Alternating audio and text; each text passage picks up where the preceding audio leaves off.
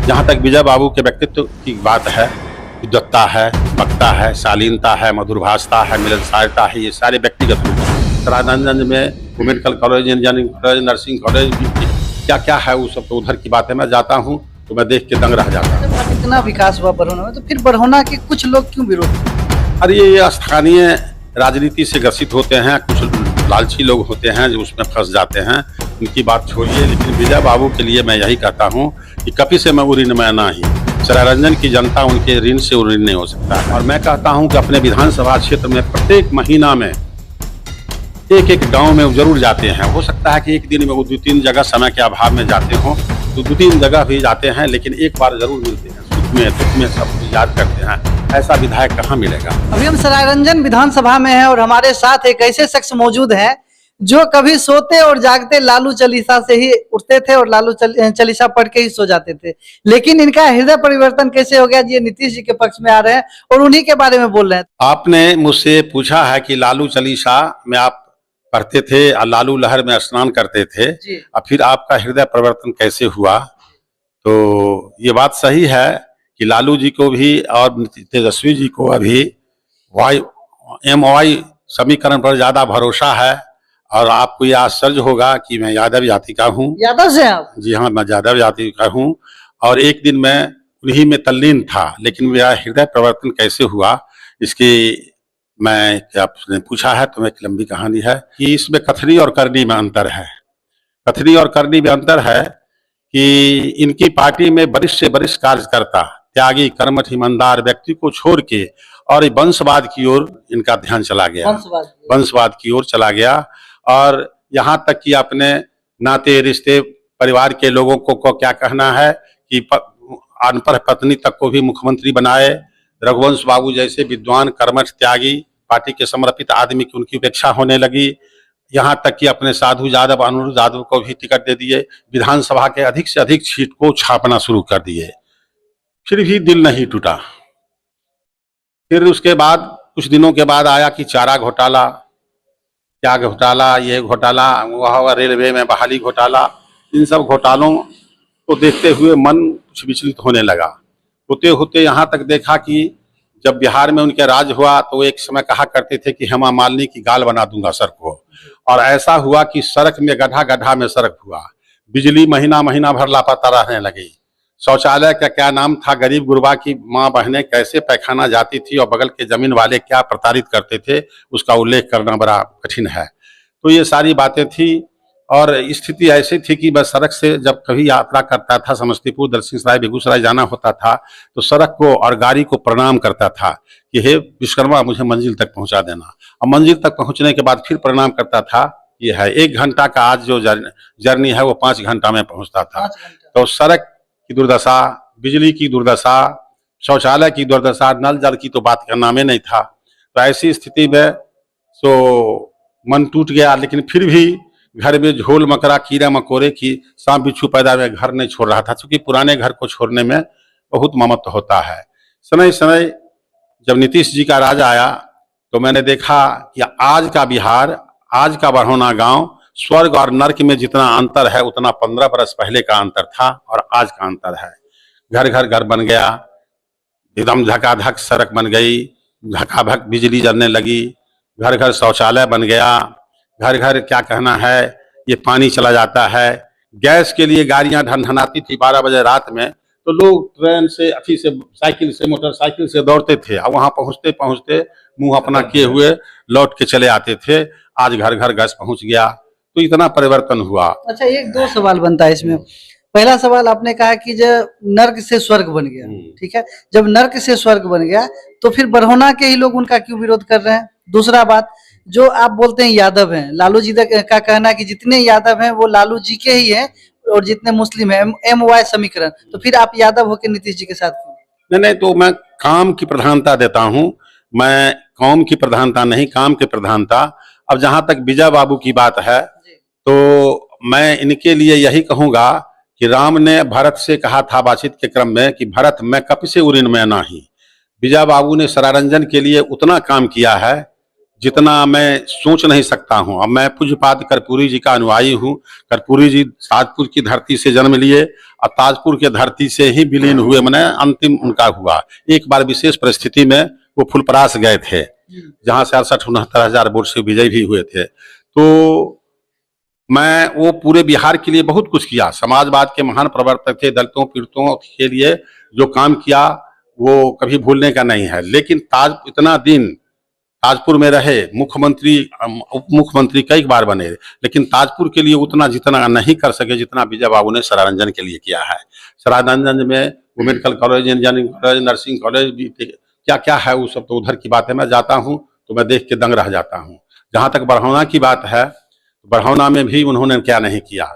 आज से कुछ वर्ष पहले वो जीत के बढ़ौना आए थे, तो बढ़ौना में हमारे गुरुदेव थे स्वर्गीय राम निहोरा बाबू, उनसे जनार्दन राय के दरवाजा पर एक लघु गोष्ठी हुई। जीत के आए थे तो लोगों से मिलने जुलने के लिए, तो उसमें उन्होंने कहा कि बाबू आप तो जीत के आए हैं, सत्ता दल में हैं, आपसे मैं 2-3 मांगे मांगता हूं, उसके बाद कुछ नहीं मांगूंगा। तो उन्होंने क्या मांगा, तो एक पुल, बढ़ौना घाट का पुल, और दूसरा कोई सड़क उड़क की मांग किए थे वही टोला में।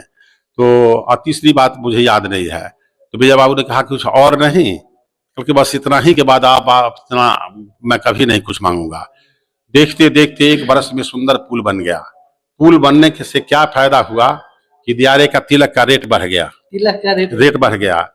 कृषक को, मजदूर को, और क्या कहते हैं जितने हैं पशुपालक हैं, उसका घर अंगना बन गया। वहाँ का खेती गृहस्थी बड़ी आसान हो गई।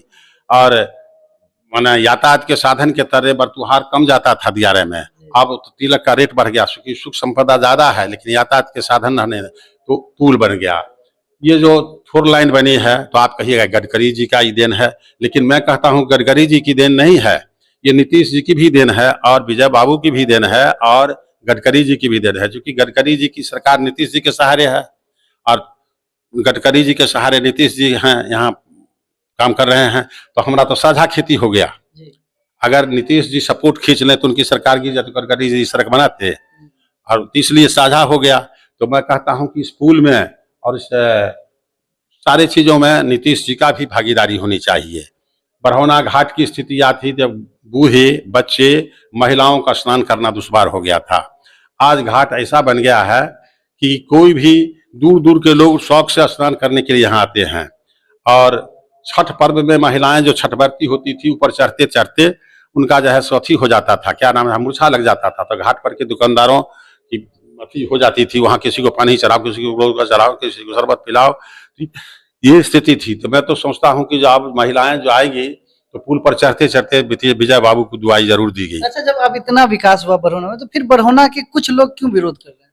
अरे ये स्थानीय राजनीति से ग्रसित होते हैं, कुछ लालची लोग होते हैं जो उसमें फंस जाते हैं, उनकी बात छोड़िए। लेकिन विजय बाबू के लिए मैं यही कहता हूं कि कभी से मैं ऋण में नहीं, सरारंजन की जनता उनके ऋण से ऋण नहीं हो सकता है।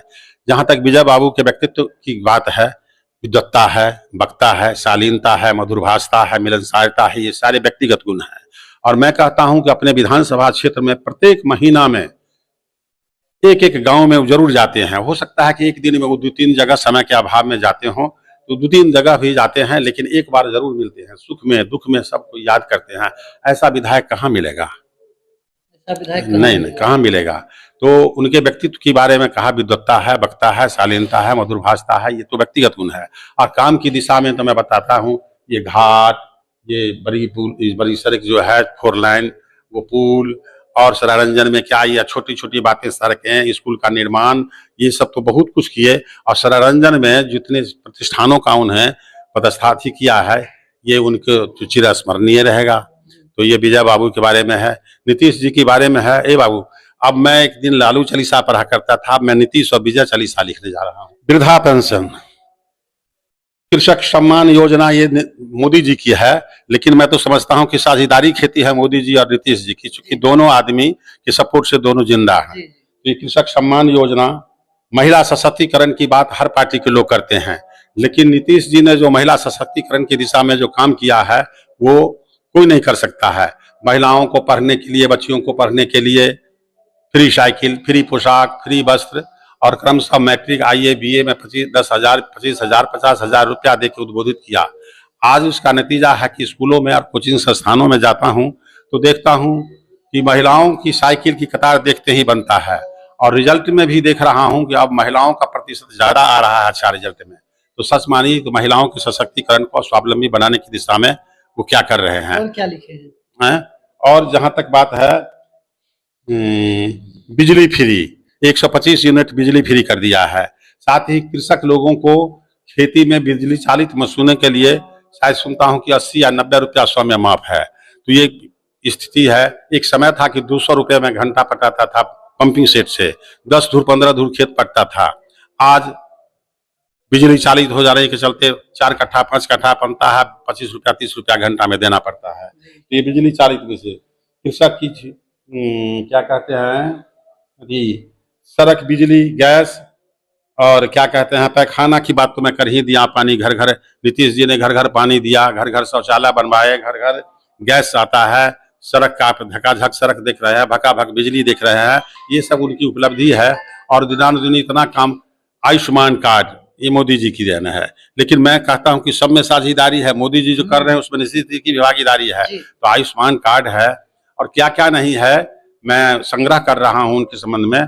और जहां तक था, इसीलिए मैं नीतीश जी का अनन्य अनुयायी हूँ, विजय बाबू का अनुयायी हूँ कि एक विधायक होते हुए माननीय पूज्यपाद कर्पूरी जी ने अपने वो ताजपुर के लिए जितना मुख्यमंत्री और उप मुख्यमंत्री कई बार रहे नहीं कर सके, उतना ताजपुर के लिए ये एक MLA, एक मंत्री संतरी रहते हुए जो कर दिया है वो चिरस्मरणीय रहेगा, कभी भुलाने की बात नहीं है। इसलिए मैं विजय चालीसा कहिए या नीतीश चालीसा में लिख रहा हूँ। ये नीतीश जी 5 पलटी मारे तो 5 पलटी में मुख्यमंत्री बने। तो सच्चा खिलाड़ी तो ये है। हमारे गांव में एक दसाई महतो पासी कौम के थे, पहलवान थे। उनका काला जांग दाव बड़ा नामी था। कोई भी पहलवान जानता था कि काला जांग से बच के रहो, और वो काला जांग पर पटकाइए जाता था। तो वही नीतीश जी का दाव तो मैं तो सफल खिलाड़ी मानता हूँ, सफल खिलाड़ी मानता हूँ कि अगर ये पलटी नहीं मारते तो 5 बार मुख्यमंत्री नहीं बनते।